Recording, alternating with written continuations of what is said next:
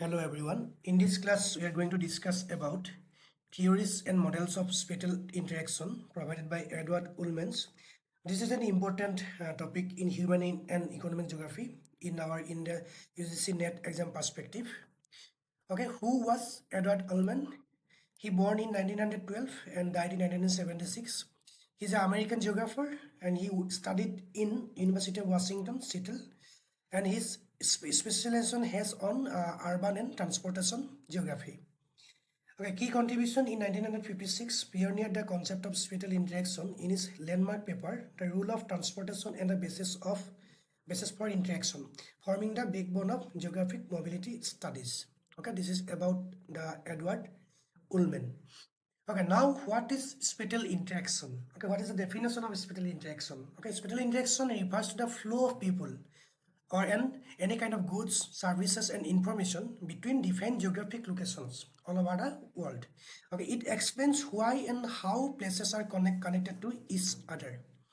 There are some real-world examples of spatial interaction.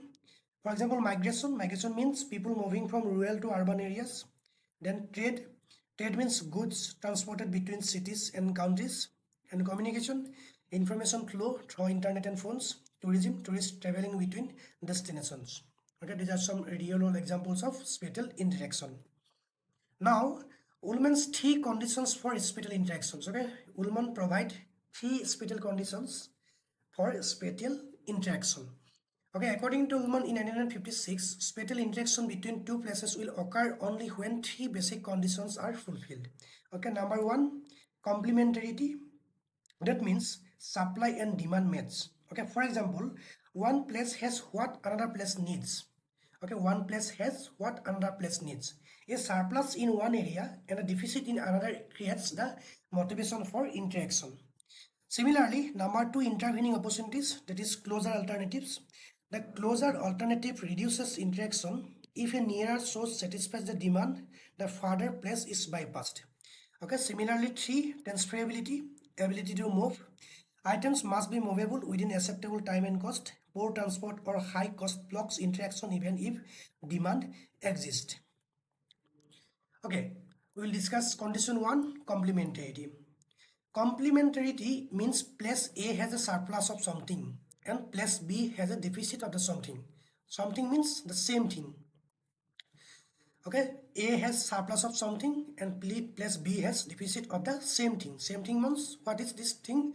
These things, A has the surplus of the things. Okay, only then will movement, trade, interaction will occur between them. Okay, between them means place A and place B. Okay, place A has surplus. For example, Punjab in India produces excess wheat that its own population cannot consume. Okay, surplus, that means needs to send it elsewhere. Okay, in Punjab area there are some surplus of wheat production. On the other hand, place B has deficit. For example, Kerala needs large quantities of wheat but cannot grow it due to tropical climate, and that was it has deficit and needs to import from elsewhere. Okay, complementarity is the most fundamental condition. Without it, the other two conditions are irrelevant. Okay, coming to our next condition, that is intervening opportunity. Concept is that even if complementary exists, interaction with a distant place is reduced if a closer place can satisfy the same need. Okay, this closer source is equal to intervening opportunity. Okay, this closer source is known as intervening opportunity. For example, city A, city B, and city C. Okay, city A is the origin, city B is the closer proximity, city located in the closer to the city A, and city C is the far distance from the city A, city C. Okay, city A to city C wanted to go there, but city A and city B has actually goes yes because the closer proximity.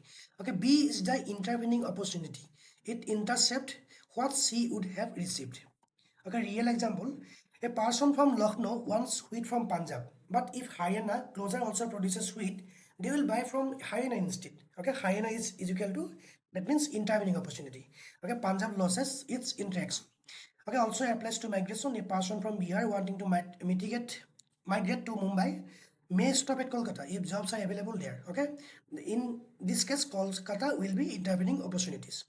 Okay, Stafford's law of intervening opportunity in 1940 inspired Ullman's second conditions. Okay, Coming to our next condition, transferability. Transferability is the ability to move a product, person from one place to another at a bearable cost. If transport cost exceeds the value of the item, interaction will not occur. Okay, factor affecting transferability: cost of transport, high freight charges reduced or stop interaction, time of travel, perishable goods need fast transport, infrastructure, poor roads, no railways is equal to low transferability, and distance, greater distance is equal to higher cost, and ultimately leads to lesser interaction between the place. Okay, for example, fresh fish from Calcutta cannot be transported to Rajasthan economically by road, high cost, perishability. But with rail in refrigeration, transferability improves and interaction begins. Okay, key rule is that if transport cost is more than value of commodity, then interaction will stop. Okay, if transportation cost is more than value of the commodity, the interaction will be stopped, and there are no spatial interaction between these two specific places. Okay, now gravity model of spatial interaction. Ullman adopted and extended the gravity model based on Newton's law of gravitation to quantify spatial interaction. This is the formula, and this is a symbol meaning interaction between place I and place j, and relationship what we calculate, then proportionately constant and relationships calibrated for data, place of population I and place of population j, more people is equal to more interaction, distance squared between I and j, more distance is equal to less interaction. Okay, this is the formula, gravity model formula provided by Ullman. Okay, gravity model, understanding this example, core principle interaction, population, mass, and 1 divided by distance square. Okay, example 1, Mumbai versus Nasik. Okay, Mumbai population 2 million and Nasik population, Mumbai population 20 million and Nasik population 2 million. Okay, distance is 170 kilometer. On the other hand, Mumbai population 20 million, Pune is population 7 million, distance is 150 kilometer. Okay, Mumbai-Pune interaction is stronger because Pune has larger population and shorter distance. Okay, Pune has larger population, that means 7 million, and distance is shorter. That's why it has stronger interaction between Mumbai and Pune. Okay, example 2, TED flow prediction. Two large cities close together, Delhi and NCR, National Capital Regions, will have massive interaction. Two small towns far apart will have minimal interaction. This is why megacities form conurbations. Their gravitational pull creates dense interaction networks. Example 3, migration pattern. As Delhi's population grows, it attracts more migrants from Bihar and UP. This is a gravity effect. Large population creates stronger pull force. The gravity model accurately predicts migration volumes between states in India. Okay, these are some examples of gravity model provided by Ullman. Now, rule of transportation in spatial interaction. Ullman states that transportation is a physical mechanism that enables spatial interaction. Better transport is equal to greater interactions. Okay, if a place has better transportation, it has greater interaction with other places. Okay, railways enables the movement of goods and people, created new markets in India. Okay, high probability. Routes, flexible door-to-door delivery best for short distance. Medium. Airways connects distant cities rapidly, increases frequency of interaction. Waterways, cheapest for bulk goods, enables international trade and a high probability of spatial interaction. Telecommunications, information flow, modern form of spatial interaction, and a very high probability of spatial interaction between two places or two or more places. Okay. Okay, summary. 3 conditions compared. Conditions: complementarity, intervening opportunity, and transferability. Core question: complementarity, does one place have what the other needs? Example, Punjab wheat and Kerala need. If absent, no interaction at all. Okay, intervening opportunities. Core question is that is there a closer source available? Example, Haryana intercept Punjab trade, and if absent, interaction may get redirected. Okay, transferability, can the good or a person actually move?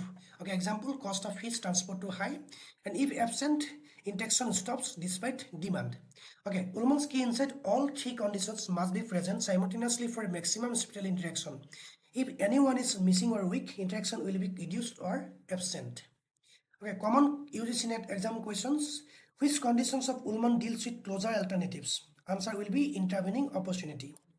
Okay, question number 2, transporting connects most directly to which conditions? Answers: transferability. What is the most basic fundamental conditions? Answer complementarity.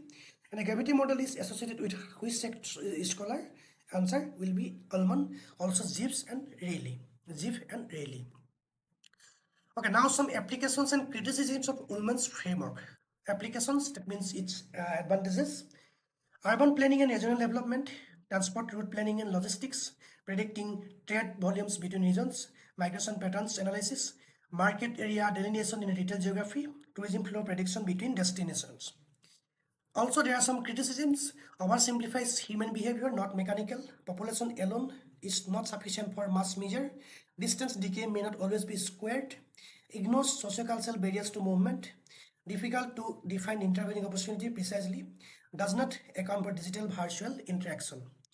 Okay, despite criticism, Ullman's framework remained foundational in human geography and is extensively tested in UGC NET paper 2 geography. This is an important topic in exam perspective. Okay, related models and scholars. Newton in 1687, law of gravitation, this is the formula. Rayleigh in 1929, law of retail gravitation, applied gravity to retail trade areas, cities attract customers proportional to population. Ziff, simplified gravity model for predicting movement interaction according to this formula. Stafford intervening opportunity, despite inspiration from Ullman's second conditions, number of moves, opportunities and intervening opportunities. Stewart 1950 social physics applied gravity model to social phenomena, demographic gravity repetition. Ullman in 1956 T conditions framework synthesizes all above in the comprehensive spatial interaction theory for geography. A quick revision for UGC NET exam perspective. What year did Ullman introduce the spatial interaction framework? 1956. Name the T conditions for spatial interaction: complementarity, intervening opportunity, and transferability. Which conditions means nearer alternative reduced interactions, intervening opportunity? Gravity model formula. This is the formula. What happens if transport cost is more than value of commodity? Interaction ceases, transferability fails. Scholars who inspect Ullman's second conditions. Samuel Stafford in 1940. Rayleigh's law is related to which condition? Complementarity plus gravity, retail trade areas. Okay, conclusion. Ullman's spatial interaction framework in 1956 is a cornerstone of human geography. The three conditions, complementarity, intervening opportunity, and transferability must all be present for interaction to occur. The gravity model mathematically quantifies interaction. Larger populations attract more distance repels. Transportation improvement directly enhances transferability, thus boosting spatial interaction. This concept linked to urban systems, trade theory, migration studies, and transport planning. For UGC NET exam, always remember complementarity is most important and Stafford's inspect condition 2. Okay, that's all for today. If you have any doubt and query, just let me know in the comment section. Thanks for watching. Thank you.